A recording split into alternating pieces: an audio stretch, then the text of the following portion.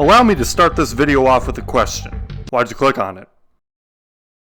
No, but seriously, that's not the question. Why do you play video games? Do you play Mario Kart to drive along in a straight line that's not any more fun than driving to work on a terrible Monday morning?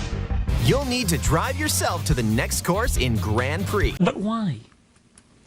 Why would you do that? Why would you do any of that? Do you play a Spider-Man game for the story that would be way better fit for an actual movie or a comic book than it would the actual game you're supposed to be playing? Do you play some dark mystery game for the sake of only walking in a straight line and doing absolutely nothing for 5 hours as you listen to the stupid voices in your head all the time? It's coming. Look at the bones. That's going to be you.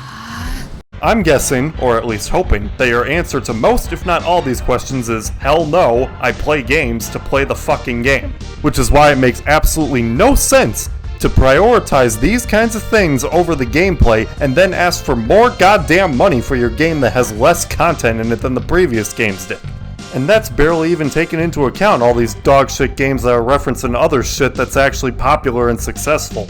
We're getting Indiana Jones DLC for no apparent reason other than Indiana Jones is an iconic character, therefore we need to keep pumping out content for this game. Does anybody even remember that game? But then of course when somebody that Microsoft acquires actually decides to make some kind of good game, or reboot a series better yet, they just completely cancel the project on them altogether. When is that asshole gonna finally get fired? I already said this in my Minecraft movie review, but it really is just exhausting how every single piece of media these days just tries to capitalize off of something else that's already successful because no one has any good original ideas for anything anymore. References to that other thing alone does not make for a good movie, nor do they make for good games. But it seems like that's the trend here, and that's just one of the very many reasons why these games keep turning out to be shit, even though nobody wants to admit that they're shit whatsoever, and they therefore keep getting praised on Metacritic till the ends of the earth. Thanks for nothing, Kojima.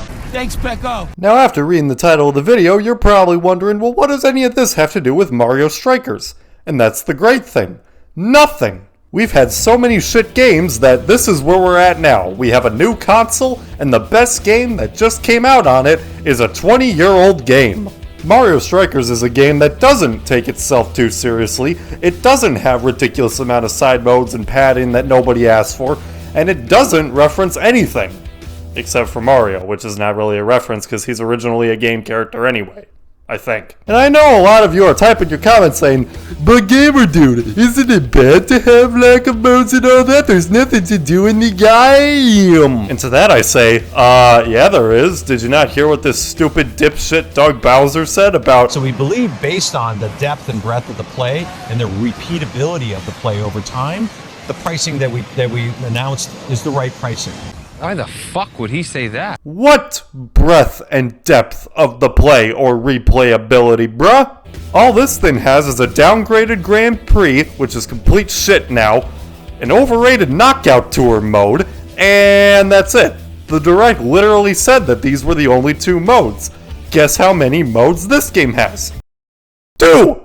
And if you're gonna try to tell me, oh, but those modes are totally different from each other. Oh yeah, sure, driving in a straight line in Grand Prix versus driving in a straight line in Knockout Tour is totally not the same exact kind of gameplay. Also, people are totally leaving in droves with this game and it's not even a month old. Well, actually it just turned a month old. Meanwhile, Mario Strikers is 20 years old and people are still playing it to this day.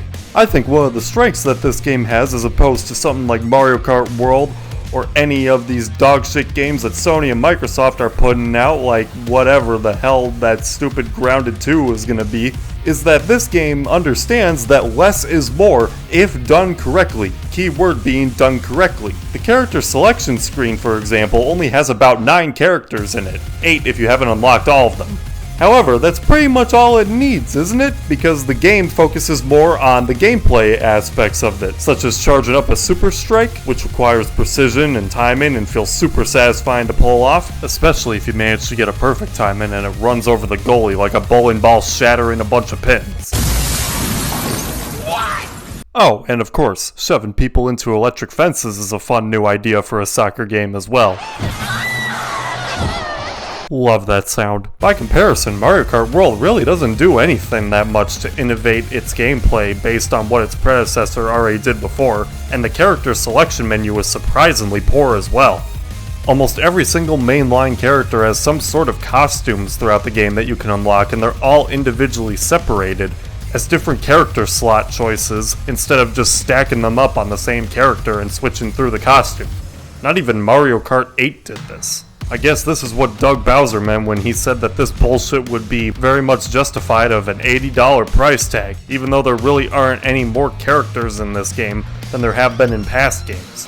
Saying that a game is worthy of $80 because it has more content, even though that content is just reskins that are more useless than my diploma, is a real dick move in my book. Not to mention, all the characters have different stats in Mario Strikers, unlike all these dog shit costumes in Mario Kart World, which literally serve no purpose in terms of the gameplay. I'm someone who's always been a believer in the idea of you don't add something to a game unless it can really do something. And it seems like I see that less and less and less these days. Even in a bunch of shit like the Starfield Direct, for example, they say, oh, you can collect resources, but why the fuck would you do that? They never say. The more and more gaming gets mainstreamed, it seems like the more and more it becomes as wide as an ocean and deep as a puddle with all these stupid-ass open-world games and walking simulator slop. How does having a fucking digital bunny enhance my gameplay experience? How does changing my outfit enhance my gameplay experience? How is watching cutscenes for about 70% of the time good for my gameplay experience for this video game that I'm supposed to be actually playing? Yes, stories can be good in games if executed correctly, I'm aware of that. But at the end of the day, I'm playing a goddamn game. I'm not watching a movie. If the game is fun, then it will stay relevant to play. It doesn't have anything to do with how much content it has, or how many updates the thing gets over time, or even if the game is live service or not.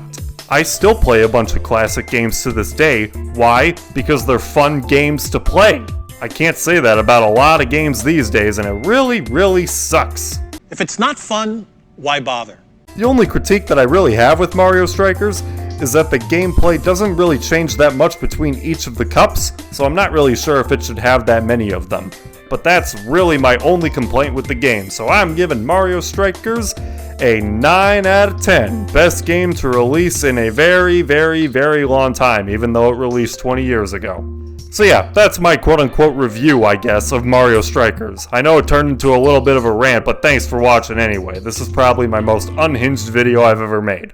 But anyways, guys, until next time, you know the drill. Like the video or don't, I don't care. Thanks, bye. This is pretty much the worst video ever made.